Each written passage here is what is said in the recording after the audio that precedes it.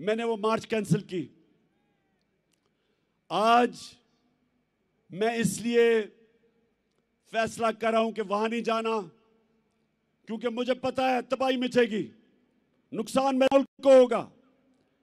लेकिन जो मैंने फैसला किया अब ये कि हमने अब इस निजाम का हिस्सा नहीं रहना।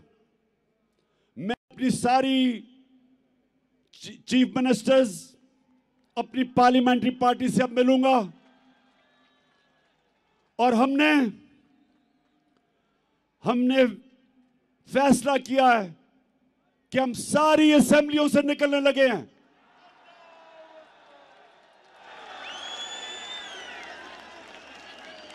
हम बजाय अपने मुल्क में तोड़फोड़ करें, हम बजाय अपने मुल्क में तबाही मचाएं, इससे बेहतर है कि हम इस करप्ट निजाम से बाहर निकलें और इस मुल्क का हिस्सा, इस सिस्टम का हिस्सा ना बने कि जिधर ये चोर बैठ के अपने अरबों रुपए के करप्शन के केसेस हर रोज माफ करवा रहे हैं। गरीब लोग जेलों में हैं, छोटी छोटी चोरी पे बेचारे लोग जेलों में गल सड़ रहे हैं और ये बड़े डाकू अरबों रुपए की चोरी अपनी माफ करवाने के लिए पहुंच जाते हैं।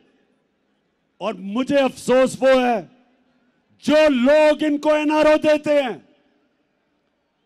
मैं उन लोगों से भी पूछता हूं कि क्या आपको खौफ खुदा नहीं है कि एक मुल्क पे इतना बड़ा जुल्म कर रहे हैं? क्या आपको खौफ नहीं है कि आपने एक दिन अपने मालिक को जवाब देना है? आप कैसे रातों को सोते हैं कि एक एक बड़ा डाकू, उसके केस माफ हो रहे हैं अरबों रुपए के? आप कैसे रातों को सोते हैं कि बेरोजगारी और महंगाई में गरीब आदमी चोरी करता है और वो जेल में गल सड़ रहा है? इसलिए मैंने अपनी चीफ मिनिस्टर से भी बात की है। मैं अब अपनी सारी पार्लियामेंट्री पार्टी से मीटिंग शुरू कर रहा हूं और इंशाअल्लाह आने वाले दिनों में हम अनाउंस करेंगे जिस दिन हम सारी असेंबलियों से बाहर निकल रहे हैं।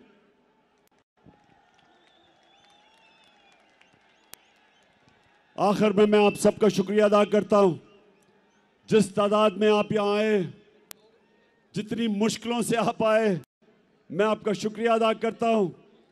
आपने मेरी हौसला अफजाई की, आपका शुक्रिया अदा करता हूं। और मैं आखिर में कभी ना भूलना, एक आपने आखिर में एक ओथ लेनी है, हल्फ लेना है, लेकिन ये भूलना ना कि आप एक अजीम कौम है, आपका एक अजीम मुकद्दर है।